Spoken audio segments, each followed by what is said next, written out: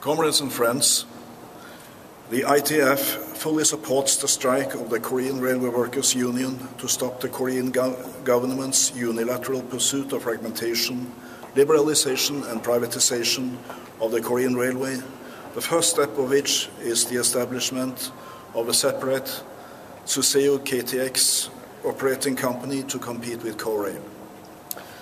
The ITF calls on government and Korail to engage in dialogue with the Railway Workers Union and other stakeholders about policy for rail restructuring.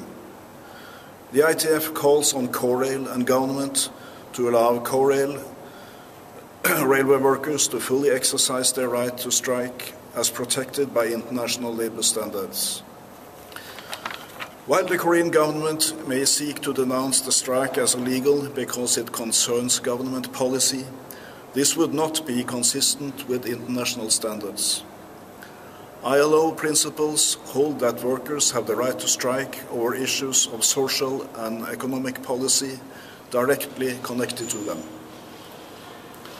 During your strike in 2009, the government and the employer sued, including the mobilization of the military as replacement workers, filing charges of obstructions of business, filing lawsuits for damages, the imprisonment of union leadership, dismissals and other disciplinary actions.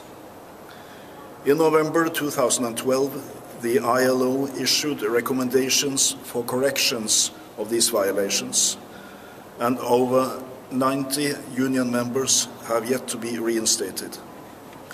However, a year later, the government has demonstrated no signs that it intends to comply. The ITF calls on the government to adhere to the ILO recommendations and make a public commitment not to engage in similar actions during the upcoming strike. Grave concern that these illegal strike-breaking tactics will be used again has led the ILO to make an urgent intervention with the Korean government. The ITF has decided to send an international mission composed of ITF officers and affiliates to monitor government and employer activities during the strike and will respond firmly to any violations. The Korean government looks to Europe to develop and justify its plan for railway reform.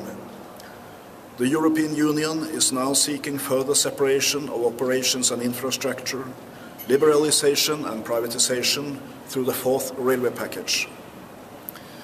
During a recent visit to France, the President Park government made a public promise to open up the rail and subway markets to foreign capital and then secretively revised the agreement on government procurements to make this possible. But it's a matter of fact that liberalization and privatization has nothing to do with improving the value of railways to the people. High-quality railways in Europe, like the Swiss, are integrated railway systems owned and operated as public enterprises. At the contrary, the sole purpose of privatization and liberalization is to open the sector for private investors to make profit. Recognizing that this policy will mean increased rates, can mean more safety problems and worsening conditions for workers, European railway workers are now actively fighting the adoption of the fourth railway package. The struggle of the Korean railway workers has global significance. There is a drive to privatize railways around the world, from Europe to Africa to Asia. The success of Korean railway workers in defending the railway as a public service against privatization will be a victory for all railway and public transport workers. Our struggles are one and the same. The battle for the Korean railway must be fought and won in Korea. But be assured that the ITF will be behind you and support you with the strength of all its affiliates worldwide. We will win this battle together.